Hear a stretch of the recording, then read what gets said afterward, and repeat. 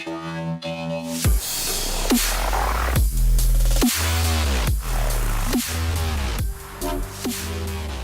up, peeps and peepettes? MorbTron here today with more Destiny 2, and today is kind of special for me. It's my first ever exotic review, and it is going to be on the very amazing Foetracer for the Hunter.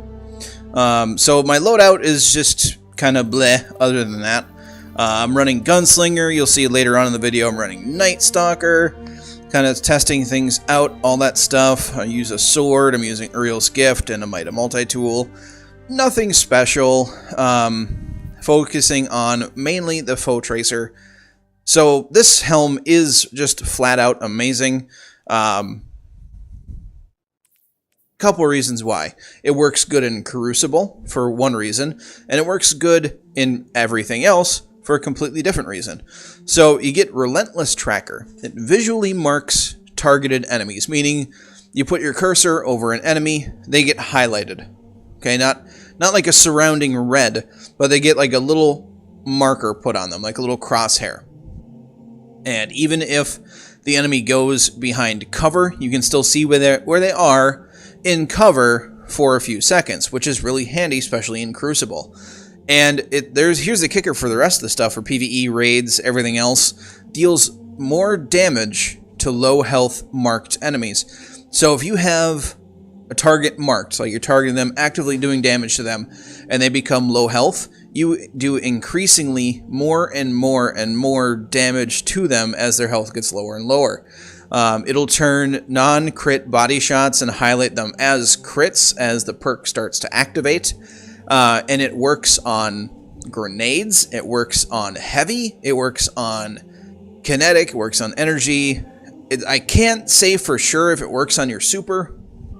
I try to test it out, but the supers that I'm trying to test this out with, they do increase damage due to other factors. So when you have multiple factors that are stacking damage or buffing damage in multiple ways, it's hard to pinpoint exactly, if at all, if it's increasing the damage from a super. But since it increases the damage from grenades and heavy and melee and all that stuff, I can only imagine that it will increase super damage output as well.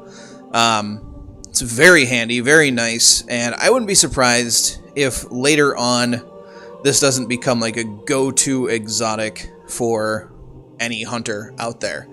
I say that because it's an exotic that's not bound to one specific subclass. So you can use it with Arc Strider, you can use it with Gunslinger, you can use it with Night Stalker. Its bonuses don't affect any specific subclass. What I will mention, though, is that with Night Stalker, you do get the tracker buff when, I think, going with one of these two. I'm not sure which one it is. I think it's Way of the Trapper, or maybe all of them. I'm not quite sure, but you do get the tracker thing like you did in D1. So a little bit less good for Crucible if you're running Night Stalker, but still handy nonetheless. The bonus damage does come into effect in Crucible. It's just it kicks on at such a small amount of health remaining that in Crucible, the way that it's set up now, you're not going to get a benefit from that increased damage, meaning that when this increased damage comes into effect,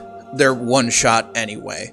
So any bullet from any gun is probably going to come close to finishing them off, unless you're super far away with an SMG or a sidearm of something that nature. But we're going to go into the post commentary now. I kind of go over some stats on the Helm. When I get into the Crucible part, it is kind of hard since there's no custom games to do it, so just bear with me. But you'll see what I mean with the tracker and the increased damage as this goes on. So bear with me, guys. This is my first exotic review, my first post commentary video as well. So please keep that in mind. But if you're looking for more updates, you can follow me on Twitter. It's at MorbTron. You'll get notifications there when I post videos. Also, you can put any comments in the comment section down below on what you want me to review or take a look at next. So I have a Warlock, a Titan, and a Hunter. So shout out an exotic that you want me to review next, and I will certainly look into it. once I get it. So we're going to get right into it, guys. Alright, so we're going to get right into it here. Testing out the body shot damage with the Mida. You can see here we're going to get about a 9.6% increase in damage. Not much to start out with, but this is a low health target, so there isn't much to start with. Again, there we're going to see about a 9.6%. Some more 9.6%. I don't know where that 649 came from. But the thing is with this exotic, as the damage ramps up more and more, from about 20% health is when the buff starts to kick in, until the mob is dead. And you can see on the headshot there we got about, again, 9.6, 9.7% increase in damage. So again, not much with these low health targets. It's not very noticeable on the low health targets. Where you're going to see the most increase in damage is on bigger bosses, ultras or majors, things like that. Kind of electromagnetic cage to hide what they're doing.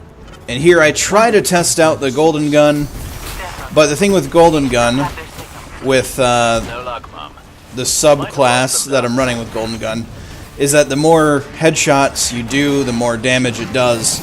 So that double increasing damage there makes it really hard to test. So here we see again, we're getting a little bit of the damage increases. We're getting about, on these shanks, about 18.3% from 120 to 142 on the final blow. So you can kind of see how it ramps up there. Again, the buff increasing at about 20%. Tried to test the grenade, didn't work. Oh well, I was confuzzled.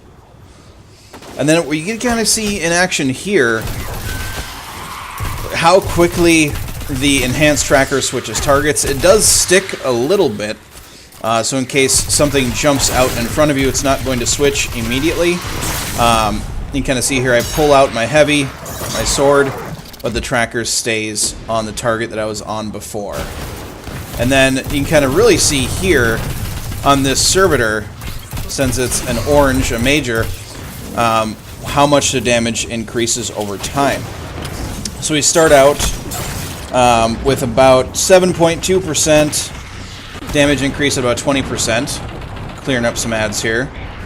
And then later on, it ramps up to about a 28.3% damage increase, which is pretty big, especially if you have like a high health target, if you're looking at like a raid boss, that sort of thing, going down into the phase where people start to die and things start to fall apart. It's the way it always happens on a raid.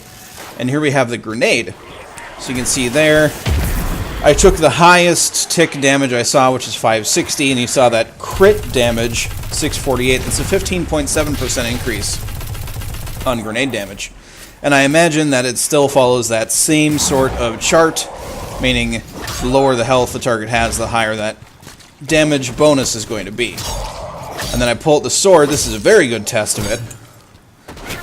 Regular swings are hitting for 1651. The first bonus damage swing is 1823, and you saw there, and then 2028. So it goes from 10.4% increased damage to 22.8. And now we're getting into some Crucible stuff. Don't be lost. It's a power play. I'll play that again in case you missed it. So the damage goes from 16 to 20. I do get a couple random headshots in there. You can kind of see Relentless Tracker in action. I'm able to predict him coming back, and bam. That is a 25% increase in damage. However, it's going to be a lot less noticeable in Crucible, just because the Guardians only have 200 health. But the Relentless Tracker allows you to predict and pre-fire around corners once you have a target tracked, like I did there, if my teammate wasn't in the way. And this is where it really comes in handy. I potato shoot there, and then I know he's coming around, and I'm able to finish him off before he shoulder charges me, like a jerk store, because shoulder charging is for jerk stores.